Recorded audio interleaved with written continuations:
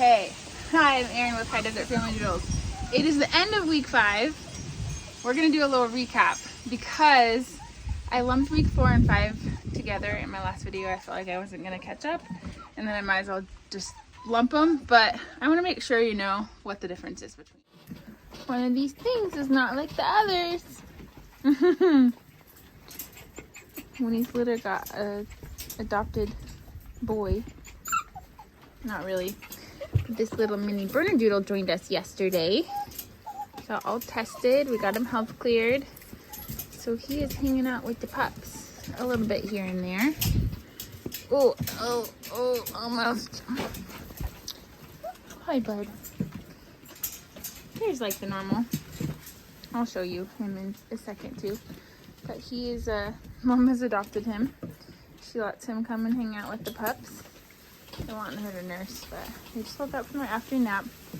Probably should take the opportunity to just catch up on some of the details. I, lumped our week 4-5 together and don't feel like I did a great job explaining. So I'm gonna do that in a couple more videos to really sum up week 4 and what we did with puppies versus week 5, and then what we're doing to prepare as we enter their 6th week. So week 7, which is after they're 6 weeks old. So the end of the week is when I'm counting their birthdays. The first week they are 0 until they turn 1. So if that makes sense. This is their still 5th week of life. They're going to be 5 weeks tomorrow. And this is pretty much our rumble tumble afternoon routine. These guys just woke up from a nap. It's not quite dinner time. They were wrestling around in their pen. We just need a little more of that. Mommy's like, I'm gonna feed them. You don't need to feed them anymore every time. You don't. Oh, Miss Winnie. You're such a good mama. Yes, you are. So, this is the end of week 5. But I'm gonna recap a little bit and talk about the life of these puppies. Here's little Canyon. What do you think, little dude? He is so tiny as a mini bernedoodle that he is gonna be, he's like the same size as these puppies who are almost 5 weeks old, but he is already 8 weeks old. Huh, little tiny man. He's got a guardian home lined up, so he'll be headed there after we do an assessment, get him caught up with some of our desensitization. Is it a fly on your nose? They're bad right now. Yeah, we do have guardian homes available. One in Winnie's litter and one in Claire's litter, and potentially a couple more coming in our upcoming litters. So guardian homes are the best. They make our program work. But there you go. Here's a little Canyon. So as you see him in the next week's videos, that's why there's an oddball. This guy gets to hang out with us for a week, huh? Yeah. Good boy. Here I am with Winnie. We're gonna go back over what week 4 looked like versus our muddled and rolled into week 5.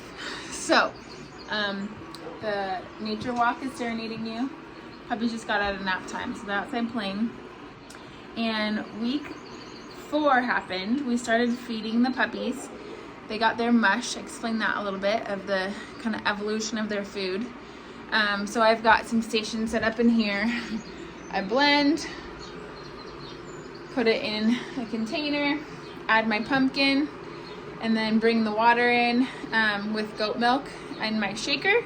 Put it in here, mix it up a little bit, and that's how I give the puppies their food. They were already in these doubled areas by the beginning of week 4. You can see this is their post-nap, like wind down. They're doing really well in here, but that's kind of where that started. We brought the grates in week 4 because once puppies start to eat, Mom stops cleaning up their poop as much, and so Winnie, she hears the kids. Fun fact, Winnie is a little bit weary of the kids being with her puppies. So, understandable. You'd think she would just get used to it, but she trusts them only when she's with them to be with her puppies. Oh, Mama. She's got a good fro going. We need to give her a haircut. So So anyway, we added the grates again in transition with food. And then every week I have different curriculum bins. So this is week 4. I brought in 4 weeks. So my 4 is like 4 weeks old, even though I'm talking about that differently. Like this is week 5, would use our week, like 4-year-old bins, because it's their 5th week of life. So we start doing sounds in the evening, just to like do downtime, and then nap time is usually when we do like the desensitization, like louder noises. Winnie, stop, you're okay. And then, you know, all my stuff is just in here. So I haven't been using anything else really in this area. I talked about how into week 5 we add the grate and the crate together for, this is just gonna be how it is. Winnie barking. Stop it, Winnie, you're okay. But we've got a bed that we start out week 4 with, and then transition to the crate. And I've taken out, so I mentioned last week that I have a bed, kind of either bed surrounded or pads outside of the bed, so that they have a clear sleep area and clear potty area. Now they can have this extra space and they don't necessarily go potty off the bed, so I give them some toys, usually different things every nighttime to kind of settle down with, and then they usually pop into their crate to go to bed. But then in the morning they have this space in case they need it. That's a difference, biggest difference of like what week 4 looked like going into week 5. Food is a big difference, and then that transitions potty really quick. They start doing a lot more activity in terms of our curriculum options, more bigger things, a lot of little items. They don't really move and wiggle until week 5, but that's what we start with. And then we do all their handling. So it is consistent daily handling from here on out, which is the 10-step handling I talked about in week 3. So hopefully that helps. Thanks for bearing with us as we do a part 2. And we'll talk about week 5 next. Hello, little babies. Are you sitting? Good puppies. Good sitters. Here's a good sitter. You know you have to sit. Good boy. Good girl. That's a good girl. He's a good boy. Yeah, you have to sit. Just the beginning. That manding work. Go play with them now. You don't want to come out. I'm going to come play with you. Puppy, puppy, puppy, puppies. Hey, puppy, puppies.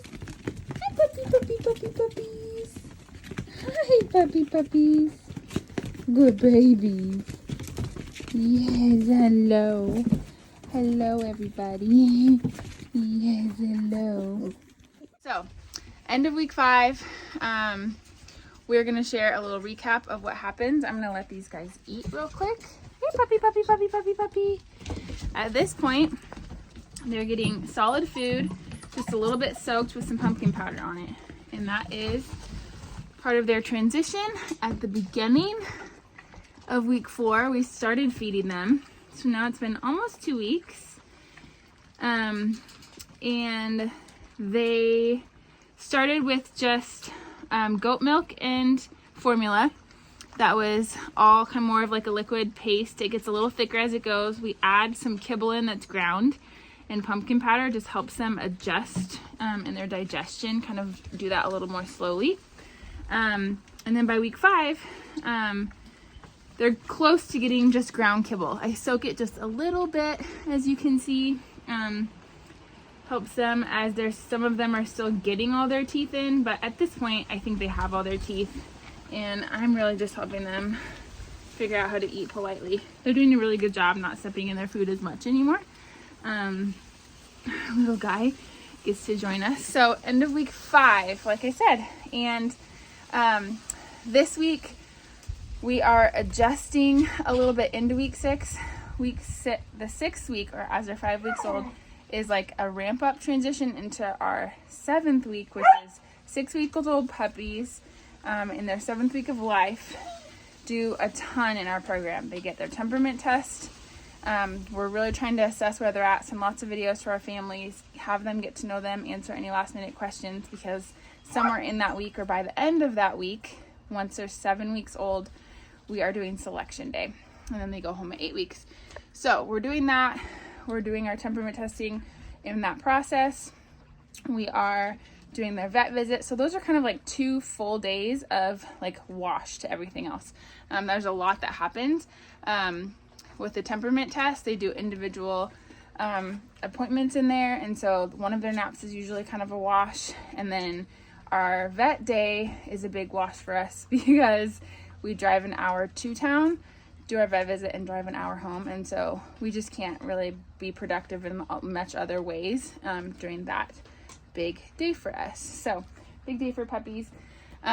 So this next week we are going to be doing a lot of ramp into that transition week and that big week. So that's I just finished setting up crates so that we can start doing joint nap crate time. They already sleep in their big crate in the evening.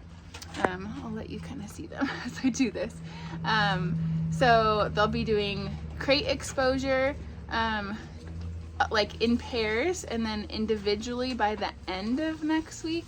So this week, it's a little bit confusing with the numbers, but the 5th week of their life, I'm kind of ramping into that. So they've gotten their evening exposure. We did add the crate during the 5th week in the evening. So they sleep in a big crate at night. It's still open and has a potty space, but for the most part, these puppies are already only peeing in their like indoor litter box area. Most of their poops, they do one in the morning, so if I don't get up early enough, I might not catch it, but otherwise they're waiting to come out here or in the front, which is amazing. Claire's getting at me to go see her babies again. This is our back deck setup, so I'm gonna keep trying to do this. But so the other parts of the 5th week, we are starting a little more like activity exposure in like bigger steps. So we add in some bigger elements to our outside areas. We brought them into our big outdoor. So we were here already in week 4. We brought them out to our big puppy yard in week 5, which you've seen a little bit. And that was a little bit big exposure initially, so I had to shrink it. So it's still a little smaller. They'll get more and more access to that space as we get comfortable. And because there's so many different elements in our puppy yard now, that's going to be really similar to how you should introduce them to your home. Little pieces of your home at a time. You don't want to give everyone the full, or your puppy, the full realm of the house before they've earned their space, right? And so they are kind of doing that right now in our outdoor space. There's no reason to not have it, as much as like just giving them slow exposure so that they know that it's all safe and they don't have to take on the whole thing at one time. So that's what has happened with week 5. Like I said, our exposure items get a little bit bigger. We've added some like move and shake and noise type exposure in their nap time. They're getting like audio exposure, like big town noises and fireworks and thunder and lightning. So that gets louder as we go. We start that, pretty early on, as soon as their ears start to open, but that gets louder during nap time. Somebody asked me the other day, like, what do you play at night for them to, rest well? And it's like, well, they should rest with any noise because they get all of the annoying noises for most of our nap times, just to get them used to those audio exposures. So that is week 5. And I'll go backwards a little bit and share, that is where we're at with week 5, looking towards their 5th birthday, and then week 6 will be a lot of those little exposures warming up to individual crates, and we will start to add the blower and baths, and they've already been doing nail trims and a little bit of, the handling grooming. So we've been touching them everywhere, but we'll start to use brushes and tools so that they're used to all those things in this coming week as well. So that's that. I got myself off. Hope you enjoy. Thanks for watching this new series about what we do curriculum-wise for our litters week by week. Lunchtime. Did a big deep clean of this area, cleaned it up a little, took some of the stuff out. Hi, Mama. Hi, Winnie. She's like, I just want your attention. She doesn't really want in here. She just got out. So yeah, clean this up. I set up a secondary space out here on our back deck to do a fun activity today.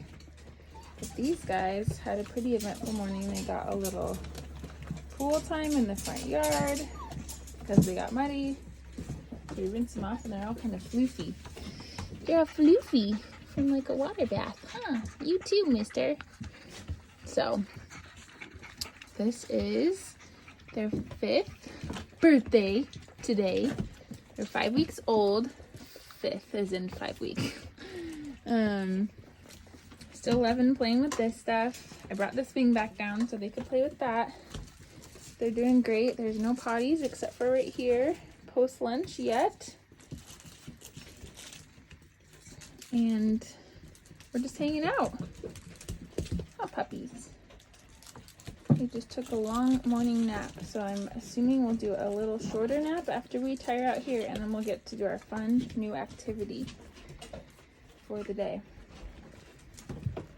This is 5 weeks. 5 weeks old puppies. And hanging out in our food dish. This is my favorite though. Look at these guys play. That's Peach and Bean.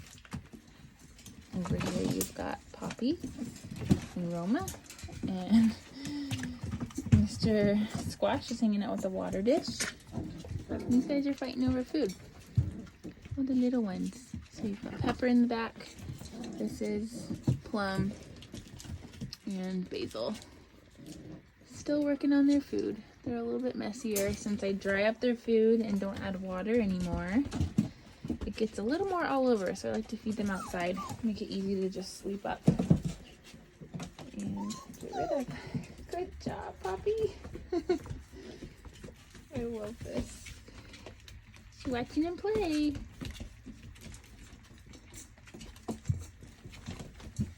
Oh, puppies. Maybe you want a tail or something else. Are you gonna go on the swing? Yeah. So fun. Peach, you're after that thing.